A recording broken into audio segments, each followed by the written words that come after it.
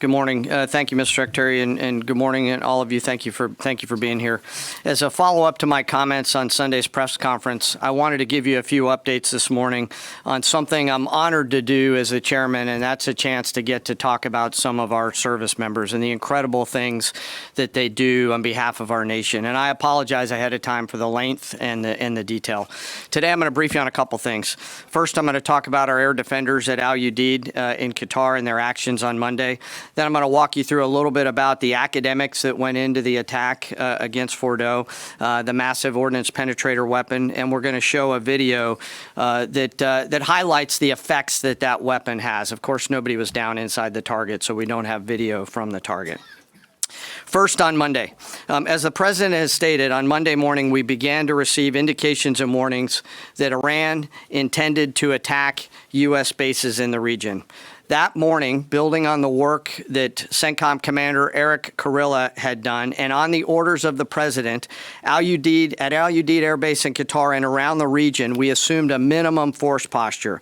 Most folks had moved off the base to extend the security perimeter out away from what we assessed might be a target zone, except for a very few Army soldiers at Al Udeid.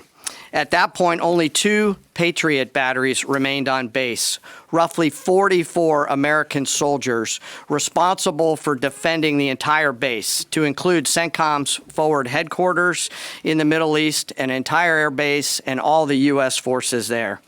The oldest soldier was a 28-year-old captain. The youngest was a 21-year-old private who'd been in the military for less than 2 years. So let's put ourselves out there for a second. Imagine you're that young first lieutenant, you're 25 or 26 years old, and you've been assigned as the tactical director inside the command and control element. You, at that age, are the sole person responsible to defend this base. Listening next to you is your early warning operator whose job is to notify you of imminent attack. There's 5 people inside a vehicle and 5 people outside of a vehicle around these, a total of, as I said, 44. By the way, you've sat in the Middle East for years, deployed over and over again, extended multiple times, always being prepared, but unsure of when that particular day will come that you must execute your mission and not fail at doing it. In this case, these Patriot crews were deployed from Korea and Japan as part of our U.S. forces there to ensure that we had the most capable missiles in the CENTCOM area of responsibility. As the day continues, you start to hear more and more chatter in the information space about a pending attack. And as the sun starts to set in the west, you get orders from your higher headquarters to make sure that your missile batteries are pointed to the north. There are just a few other teammates. It's hot, you're getting nervous, and you expect an attack. Outside of those Patriot vehicles, your hot crew, which is 1 NCO and 4 additional soldiers, turns a key and relinquishes control of those missiles to that young lieutenant inside the vehicle, and you wait. You know that you're going to have approximately 2 minutes, 120 seconds to either succeed or fail. And then at approximately 12:30 p.m. on Monday, that's 7:30 p.m. in Qatar, as the sun sets in the west, Iran attacks. As the targets were detected, round after round of Patriot missiles are ejected from their canisters by an initial launch charge. Then the main solid rocket motor ignites. You can feel this in your body if you've ever been around a Patriot taking a shot. And round after round goes out and guides against those missiles coming inbound.